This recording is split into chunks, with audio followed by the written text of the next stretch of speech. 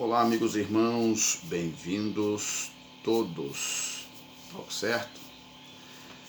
Estamos vivendo dias de crise de todos os tipos, tá?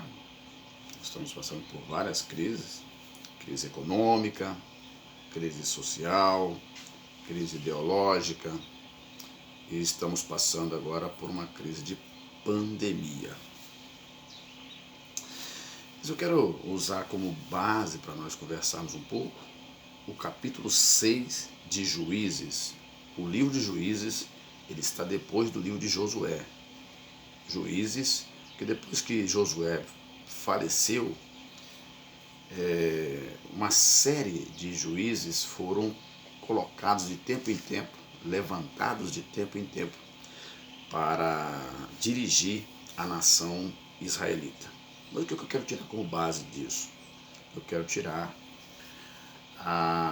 como base o perfil de Gideão em meio a uma crise. Qual a crise que Israel estava passando? Eu vou ler o texto para você. Capítulo 6 de Juízes, diz assim: Porém os filhos de Israel fizeram o que parecia mal aos olhos do Senhor. E o Senhor os deu na mão dos midianitas por 7 anos. Olha lá, hein? E prevalecendo a mão dos midianitas sobre Israel, fizeram os filhos de Israel para si, por causa dos midianitas, covas, né? Eles já não estavam mais morando em casas, né? Covas que estão nos montes, e as cavernas e as fortificações. Porque sucedia que, semeando Israel, subiam os midianitas e os amalequitas e também os do Oriente contra eles subiam. Olha só, 3 povos.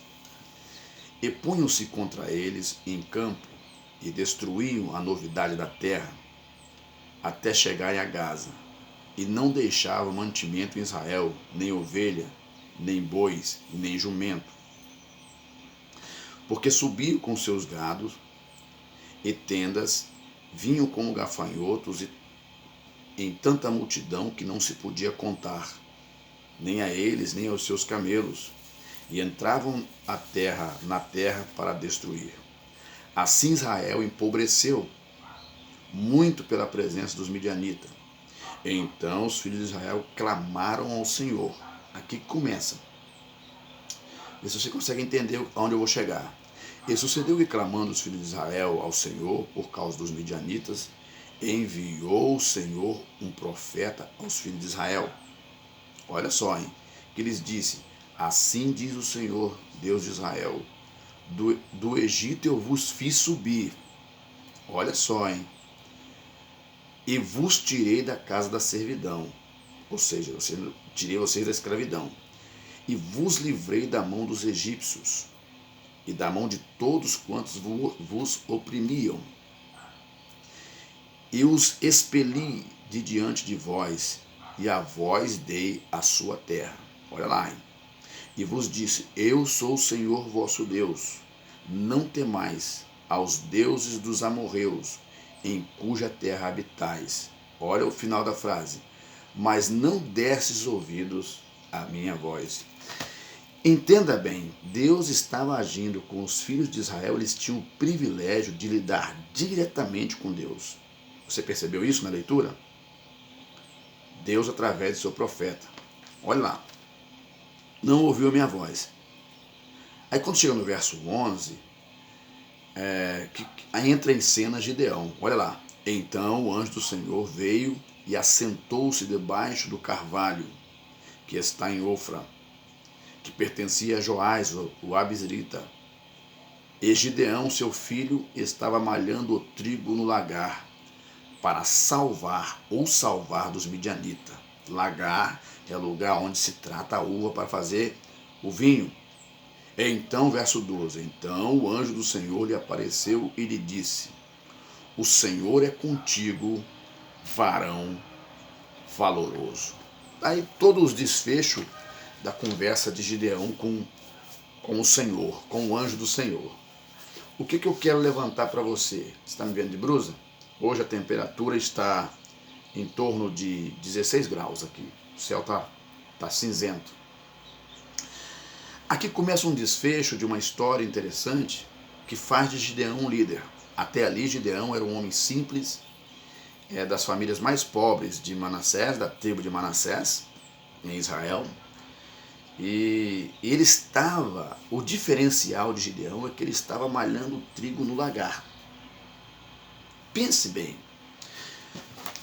Deus visitou Gideão naquele dia, né, porque viu que Gideão ele tinha condições de livrar a sua nação das mãos dos inimigos, que eram os midianitas. Né? Lá no início da leitura, você observa que até os amalequitas apareceram e as pessoas e os povos do Oriente também atacavam os filhos de Israel. Então, o que eu quero dizer? O que eu posso observar nessa leitura? O povo não estava dando ouvido à voz do Senhor. O povo estava cometendo pecado, fazendo o que era mal aos olhos do Senhor. Analise comigo. Nesse texto aqui, a gente consegue extrair estas coisas. O povo não estava dando ouvido à voz do Senhor. Segundo, o povo estava fazendo o que era mal aos olhos do Senhor. Terceiro, os filhos de Israel, mesmo, clamaram ao Senhor, porque sempre no meio do povo há pessoas sérias que têm juízo, que não vivem brincando. Clamaram ao Senhor. O Senhor ouviu a oração, porque Deus sempre ouve, porque Ele fala que está com seus ouvidos atentos ao clamor daqueles que clamam, e enviou um profeta para falar com os filhos de Israel e lembrar dele. Olha, lembra da onde eu tirei vocês. Eu tirei vocês da casa da escravidão. Eu livrei vocês da mão dos egípcios. Eu livrei vocês das mãos de todos os inimigos dessa terra. Mas vocês não têm me dado ouvido. Você conseguiu entender? Só que chega no verso 12 do capítulo 6 de Juízes, o que Deus fala? Quando chega no verso 12, o anjo aparece a Gideão. No verso 12 e 13, o anjo aparece a Gideão e diz, eu vou só sintetizar aqui, Deus é contigo, varão valoroso. Por quê?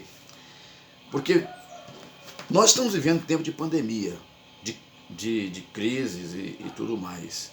Talvez você esteja aí pensando o que você vai fazer da vida. O desemprego está chegando, empresas estão quebrando, as incertezas estão aumentando, você não sabe o que vai acontecer amanhã, você pode ficar desempregado, você está desempregado, ou você tem uma empresa, sua empresa precisou parar, você não está conseguindo trabalhar. Mas agora faz uma reflexão. Quem sabe no meio desse caos todo, Deus ele não quer ter um diálogo com você. Ele não quer te mostrar o caminho que você deve seguir. Gideão aqui, o que fez Deus descer e dar uma missão para Gideão foi que Deus viu qualidade em Gideão em meio ao caos. Gideão sabia que se ele malhasse o trigo no lugar correto, os midianitas ou os amalequitas poderiam tomar aquilo que ele estava produzindo. Mas ele se escondeu, ele criou uma estratégia no meio do caos.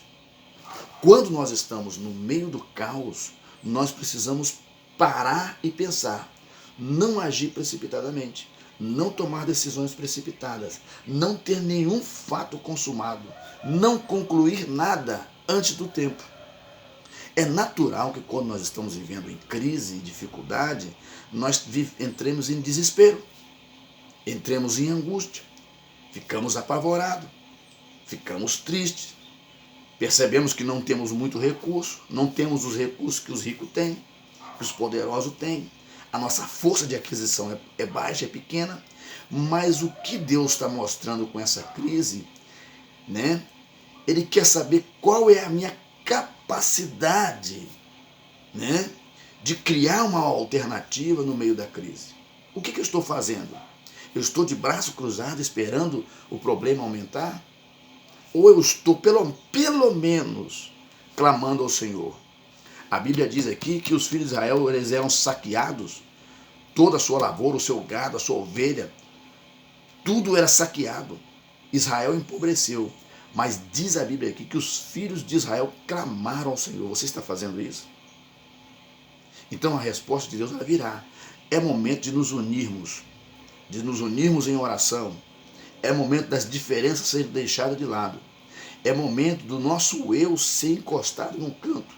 E se pudermos não usar o nosso eu, nunca mais é bom. Porque por causa do nosso eu, nós caímos em infração. Mas se nós fizermos conforme fez Gideão, se nós buscarmos, diante da dificuldade que temos, nós buscarmos uma saída, Deus estará conosco nesse processo. Deus visitou Gideão e através de Gideão, Deus livrou Israel da mão dos midianitas. E quando Deus deu a missão para Gideão, Gideão conseguiu convocar 32 mil homens para a batalha. Mas só quem foi aprovado para o combate foram 300 homens. Então, meus irmãos e amigos, nós precisamos deixar Deus trabalhar na nossa vida. Mas nós também não podemos ficar de braços cruzados, esperando o pior acontecer. Nós precisamos pensar em alguma coisa. Precisamos pensar em algo novo. Precisamos pensar numa estratégia. E não é de braços cruzados, esperando o pior acontecer. Nós precisamos fazer uma análise à nossa volta e ver aquilo que eu posso fazer, o que eu posso produzir no meio dessa crise tão difícil. Qual é a minha ideia? Qual é o meu plano? O que eu estou pensando? O que eu estou criando no meio dessa crise? Eu preciso fazer isso, porque Deus, através de uma crise como essa, Ele testa a nossa capacidade de pensar. Isso aqui não é uma questão de faculdade e universidade, não. É necessário estudar, sim. Isso aqui é uma coisa natural. Há homens que não tiveram estudos nenhum e conseguem, com sabedoria, com toda simplicidade, vencer na vida. Então tome cuidado com a vida. Leia o livro de Romanos, a partir do verso, se não estou enganado, a partir do verso 13. Romanos, verso 13. Nós lemos ontem na palavra que falamos na igreja. Aliás, desculpa, não é Romanos 13, é Romanos capítulo 7. Né? Perdão. Romanos capítulo 8, a partir do verso 18. Não é verdade? Olha só, porque para mim tenho por certo que as aflições desse tempo presente não são para comparar com a glória que em nós há de ser revelada. Verso 19, do capítulo 8 de Romanos. Porque a ardente expectação da criatura espera a manifestação dos filhos de Deus, né? Porque a criação ficou sujeita, todos nós, ficou sujeita à vaidade, não por sua vontade, mas por causa do que a sujeitou. Na esperança de que também a mesma criatura será libertada da servidão, da corrupção, para a liberdade da glória dos filhos de Deus. Olha só que maravilha, né? Olha só. Agora vem o verso 22. Porque sabemos que toda a criação geme e está juntamente com dores de parto até agora. Ou seja, nós precisamos tomar cuidado com as nossas vaidades. Nós não podemos ser escravos da nossa vaidade. Nós não podemos ser escravos do nosso dinheiro. Nós não podemos ser escravos do nosso orgulho. Nós precisamos pensar bem, com calma, tomar as decisões certas, confiar em Deus e certamente se arrepender dos nossos pecados. Porque se fizermos assim, nós alcançaremos as misericórdias de Deus e Deus certamente nos abençoará. Aperto sempre vai ter, mas se nós tivermos um pouquinho de juízo, nós alcançaremos a nossa vitória. E ao alcançarmos a vitória, outras pessoas serão abençoadas junto com a gente. E isso é importante. Gideão alcançou a vitória. A nação inteira venceu com ele. Mulheres, homens, mulheres e crianças. Homens, mulheres, jovens e crianças. Todos foram contemplados com a vitória de Gideão. Pense nisso. E Deus certamente será com você, aonde você for, te abençoando, confirmando na sua vida aquilo que você precisa. A gente conversa numa próxima. A gente bate um papo numa próxima oportunidade.